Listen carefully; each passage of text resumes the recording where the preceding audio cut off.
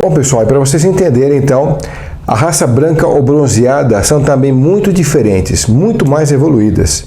Conversar com um ser desses é quase impossível, porque seu cérebro fantástico equivale a falarmos com uma minhoca, né, no plano de comparação. Os seres de Badaga são os anjos, são chamados anjos caídos na densidade densa, física, que é a nossa dimensão. Mas são anjos subidos dos mundos internos, e os anjos são os seres da vida. Eles se miscigenam e são chamados de Dwijas, que são duplamente nascidos. Eles nascem em Badagas e também na face da Terra. Passam a ser mestres, pessoas em destaque em nosso planeta, assumindo corpos físicos. A transformação de consciência angélica para a humana requer muita perda de energia. Massa de densificação é muito pesada, e há também os seres híbridos, que são os miscigenados de seres badaguianos com humanos. Os seres muito bonitos, os chamados seres de Vênus, já passaram o processo de fala e utilizam a mente para a comunicação. Temos os híbridos, então, que são seres andrógenos, mas quando projetam a separação do sexo, eles a polarizam.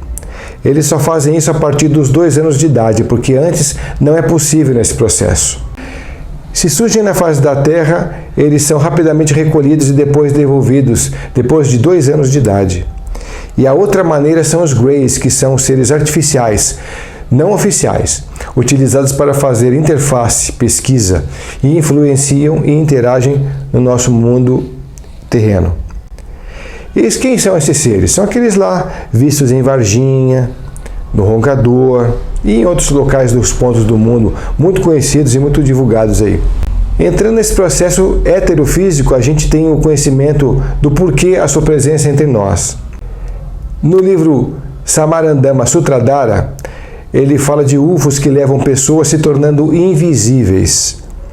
E temos também o Vimakrika Chostra, que é aquele tratado de aeronáutica escrito por Bharadvai há 3.500 anos atrás, na região de Jaipur, na Índia, que fala bastante sobre isso também. A gente vai colocar agora algumas ilustrações para vocês verem enquanto a gente descreve aqui. E ele fala sobre 3 tipos de OVNIs.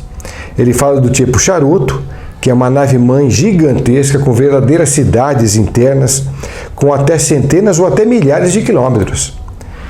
Eles falam do tipo prato, que é o mais comum, são menores também, e fala do material que é o oricalco, que são de motores para funcionar melhor, e é um material utilizado inclusive na construção dos seres, dos discos.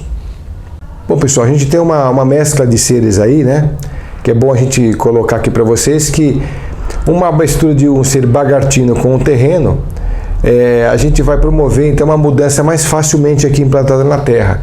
Essa é a questão do porquê eles têm esse trabalho todo, né, da miscigenação aí. Muitos políticos, artistas, espiritualistas, médicos, tecnólogos fazem parte dessa interface, tendo como missão algo muito específico aí. E os seres que já tiveram por aqui, a gente tem o Juscelino Kubitschek, o Jânio Quadros, Getúlio Vargas, Adhemar de Barros e, por que não, o nosso querido Adhemar Ramos, né? Alguns seres são inseridos no contexto evolutivo para finalizações específicas. Eles ajudam o mundo do futuro de Badagas a ser implantado aqui na face da Terra. E quando morrem, eles não ficam nas dimensões externas do planeta. Eles voltam para os mundos internos. Os seres trabalham os 7 ramos do conhecimento aqui na face da Terra. E o tempo de Badagas é igual ao tempo terrestre, 12 horas de luz e 12 horas de trevas. E os seres que a gente conhece que estão começando o processo evolutivo por aqui, trazendo uma nova energia e uma nova raça? A gente está falando de quem? Das crianças índico, crianças cristais e outros conceitos mais que denominam uma raça superior. Quando começa um novo ciclo, esse ciclo chamado ciclo de ouro, significa que o mal vai declinar um pouco mais e o bem vai aparecer. E é assim que Deus vai mudar então um pouco da nossa genética. Ele vai trazer seres com mais capacidade de raciocínio. Na verdade, o professor Adhemar Ramos já falava sobre isso. Ele falava que todo jovem nascido a partir de 1989 já tem um facilitador, com faculdades e capacidades suprafísicas implantadas. Bom, pessoal, então o que são os tubos cósmicos falados anteriormente aqui? São tubos que atravessam a Terra em direção ao Polo Norte e ao Polo Sul. O tubo que atravessa as possibilidades da consciência e é direcionado a uma estrela, a Ursa Polar, recebendo então a sua influência cósmica e a das outras estrelas e do universo como um todo também. Hoje não vemos uma estrela propriamente dita, mas recebendo as influências das estrelas polares que estão nos hemisférios norte e sul, fazendo assim a Terra sofrer as influências externas ao mesmo tempo. Os outros 7 tubos secundários do tubo cósmico também afloram para a superfície da Terra, atravessando as camadas físico, astral, vital e mental, saindo então lá de Shambhala. Um tem alta consciência com descendência de Vênus, com tecnologia grande e evoluída, usam 16 materiais construídos e um deles é o oricalco. A deixá-lo no Sol, a sua energia batendo nos bicos como uma pedra, ele levanta voo. Então, esse processo se deu conhecido como aquele processo dos tapetes voadores das lendas árabes, né? Então, é nesse material que a inspiração aconteceu. Os Saganes, que são aqueles Greys, são seres artificiais construídos por genética especial. Antigamente eram feitos de sangue e agora são feitos de material sintético. Os Saganes ligados às cores amarela, branca e azulada são positivos, e os de cor vermelha e verde, em sua maioria, não, eles são negativos. Participam do processo da natureza, do homem, nos orientando e nos trazendo tecnologia. A tecnologia de fibra de vidro, os diodos e toda a tecnologia moderna veio desses seres aí. A sua tecnologia é de cristais que são usados para a comunicação e também para a iluminação.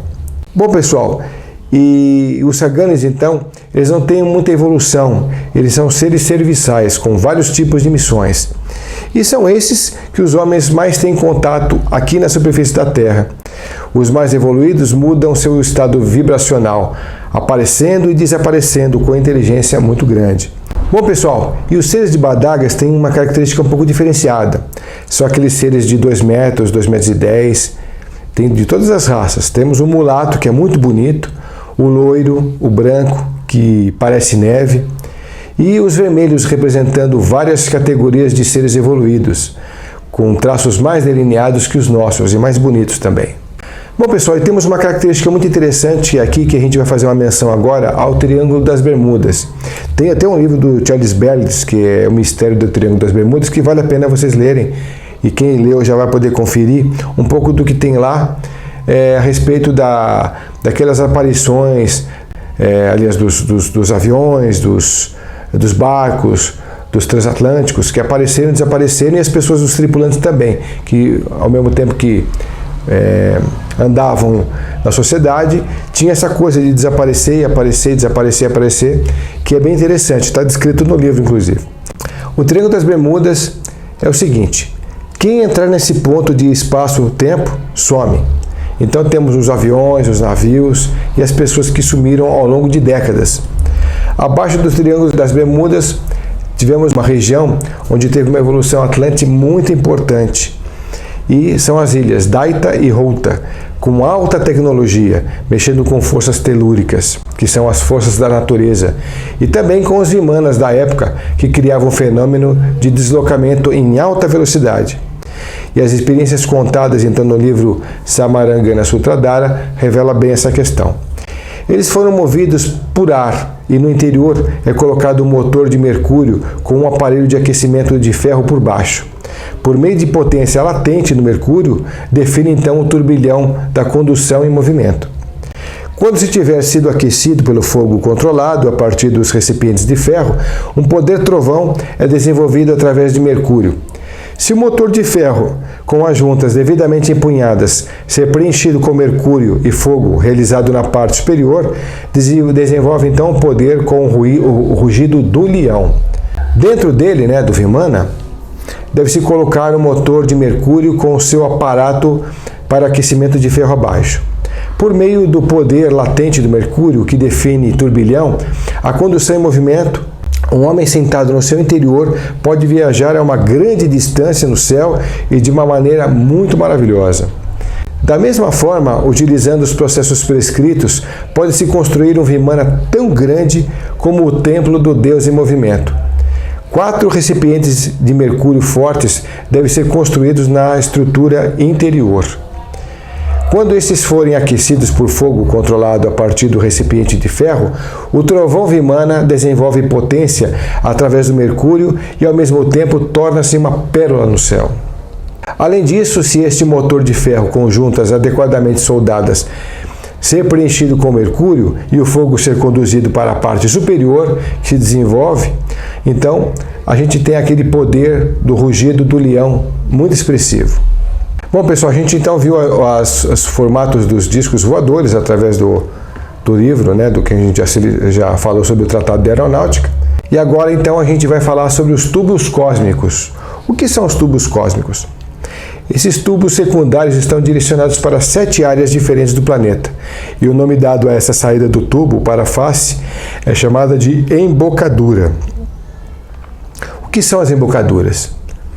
São chakras da Terra com energia rodando forte nas dimensões e é uma região que influencia todo o planeta. São então locais da Terra com energias diferenciadas que influenciam todo o planeta. E cada um desses pontos há uma consciência encarregada de fazer o transpasse e então disponibiliza o conhecimento dos mundos internos para os nossos mundos externos aqui na Terra.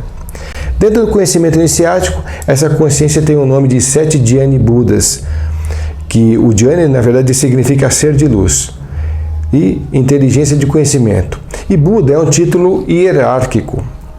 E cada um deles conecta o conhecimento entre os mundos.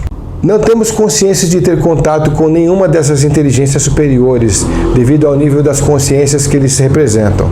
No máximo com anjos, arcanjos, ou no melhor das hipóteses, com os arqueus. Portanto, apenas no mundo de Badagas a gente vai reconhecê-los. Nós conseguimos nos conectar com Dhyani Budas, mesmo estando afastado das embocaduras fixas, através das práticas das meditações, através do pensamento que permeiam o mundo mental, que também recebem a influência dos mundos internos, e também pela influência dos Dhyani Jivas. Mas é claro que no próprio local das embocaduras, o contato é muito mais intenso.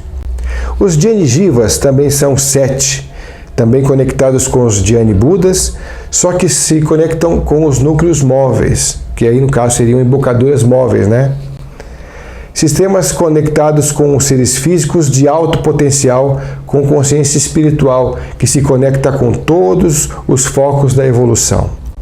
O ponto móvel que vai percorrer o planeta no itinerário de Ió, em cada época evolutiva, que leva a 7 cidades, 7 Dhyani Jivas e que representa os 7 chakras planetários, se fixa em um determinado lugar. E como o Brasil substituiu os Estados Unidos na sua missão como líder da nova era, do 3º milênio, esse ponto móvel está no Brasil e está trimembrado em 3 sistemas. Então a gente vai falar sobre eles agora. O primeiro é o sistema do roncador da Nova Chamantina no futuro. O segundo, o comando, o sul mineiro de São Lourenço.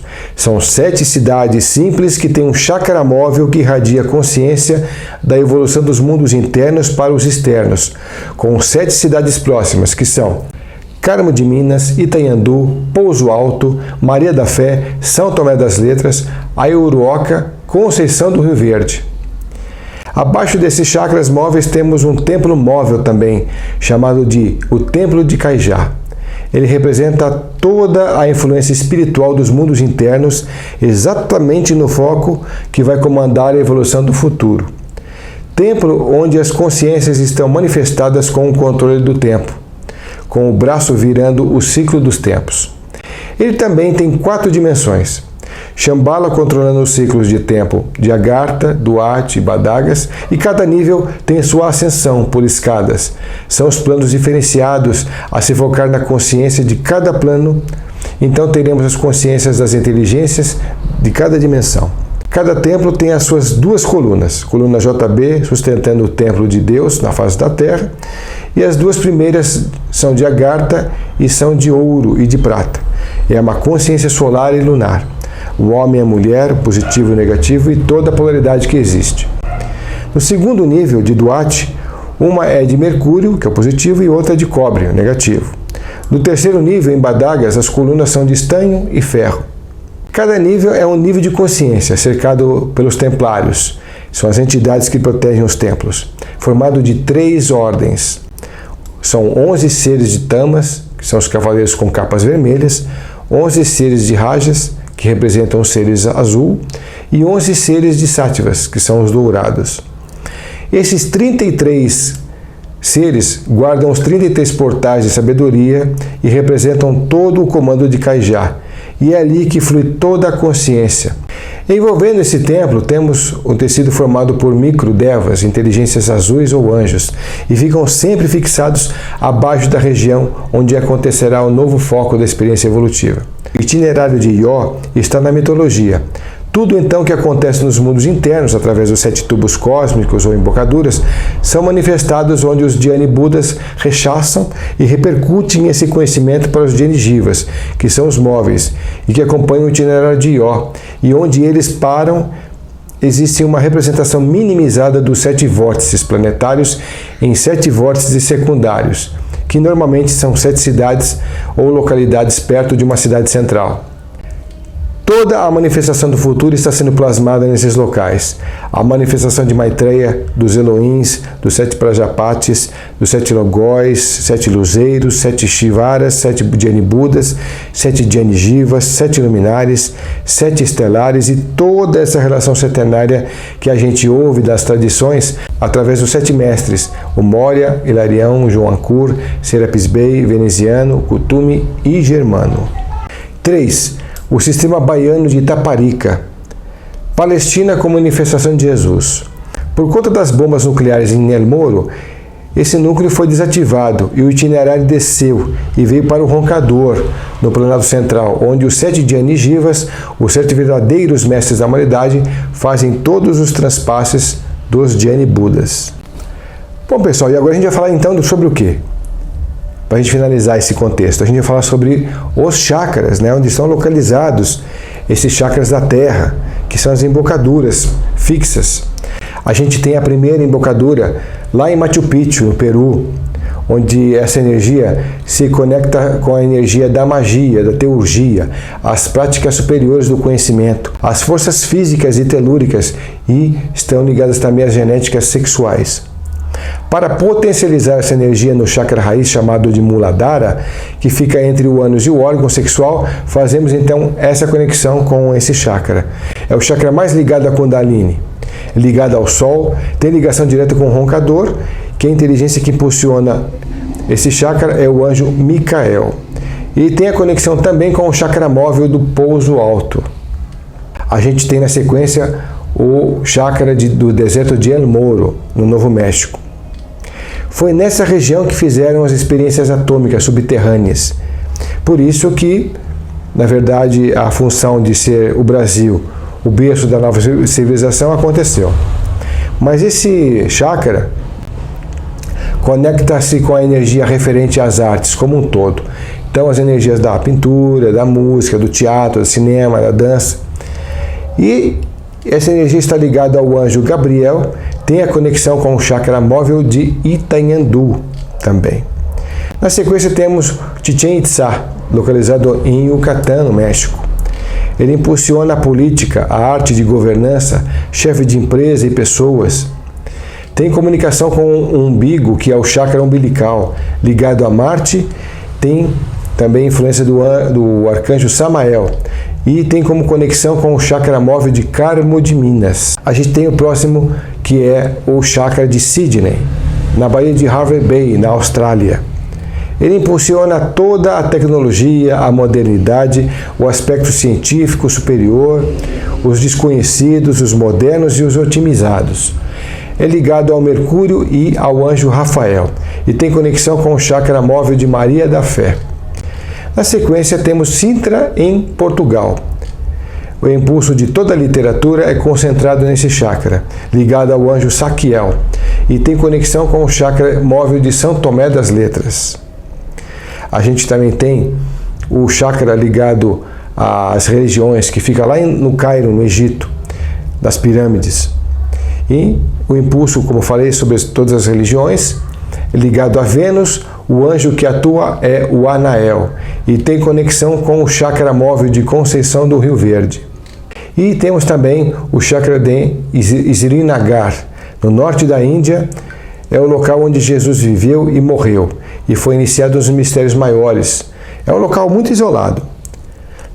Lá se concentram, então, todo o processo de cura, fisiologia humana, práticas médicas e suas potencialidades e também as suas modernidades.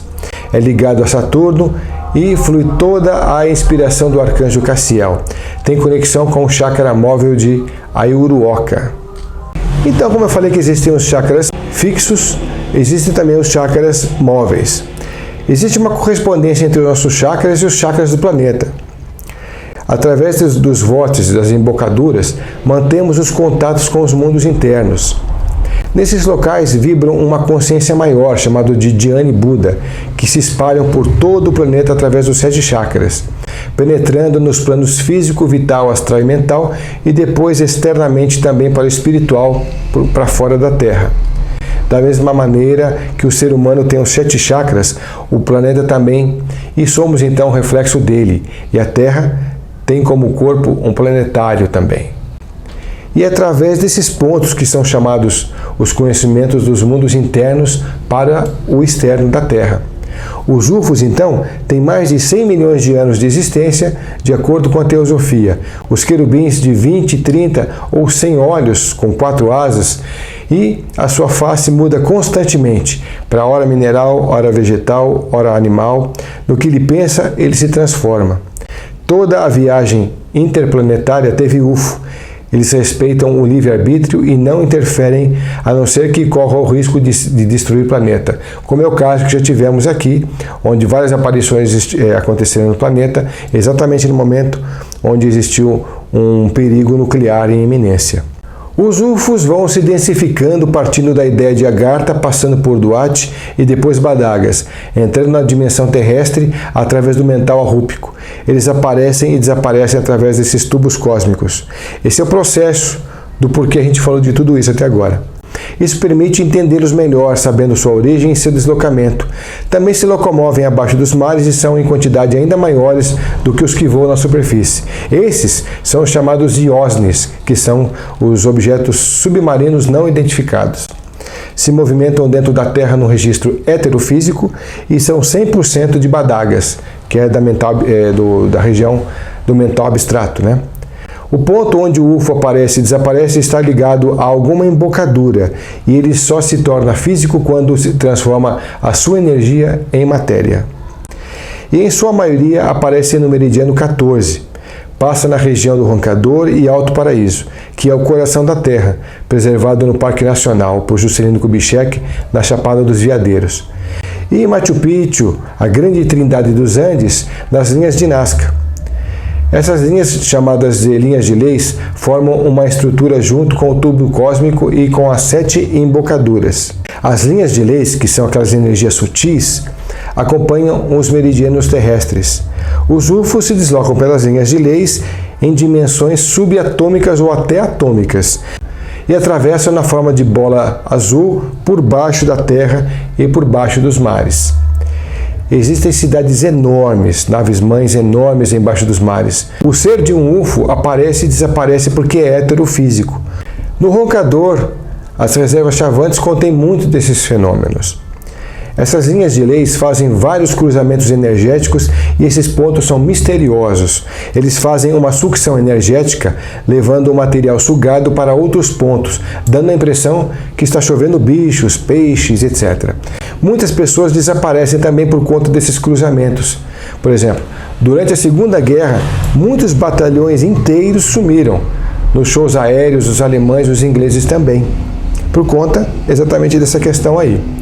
Bom, pessoal, a gente conseguiu dar um panorama um pouco diferenciado para vocês aí e espero que vocês tenham entendido um pouco desse processo, porque é muita informação, mas com certeza é um material para vocês depois pesquisarem, procurarem saber um pouco mais. E eu fico agradecido por estarem aqui conosco, conectados aqui no programa, tá bom? E pedindo a vocês então que comentem o vídeo, dê o seu like, compartilhem essa experiência, esse vídeo, porque pode fazer bem também para outras pessoas que de repente querem um pouco mais de conhecimento sobre os mundos internos, que esse contexto aqui foi me trazido, como eu falei, pelo meu amigo Ademar Ramos, que todo mundo já conhece da Teosofia, um grande ocultista, que foi meu professor na Neobiose. Ficamos amigos e a gente fez muitas gravações ainda no começo do Tocando Oculto, no ano de 2011, sem o programa Tocando Oculto ter esse nome, né? E hoje, depois de 10 anos, a gente está ainda no YouTube com o mesmo nome, mas agora aqui também no Cron TV, trazendo esse conhecimento para vocês aqui de uma forma um pouco diferenciada, onde eu faço a interface desse conhecimento para vocês, tá bom? E depois a gente vai trazer um pouco mais sobre os mundos internos, visto de uma forma um pouco diferente. Então, eu só quero agradecer mais uma vez aqui pela oportunidade, pelo espaço dado, pela Cris e as crises em geral, né? A crise de Pascoal e a nossa crise diretora aqui do programa. Gente, um grande beijo a vocês aqui da direção e a vocês que estão em casa compartilhando essa ideia e dessa energia. Gente, obrigado e até o próximo programa. Valeu!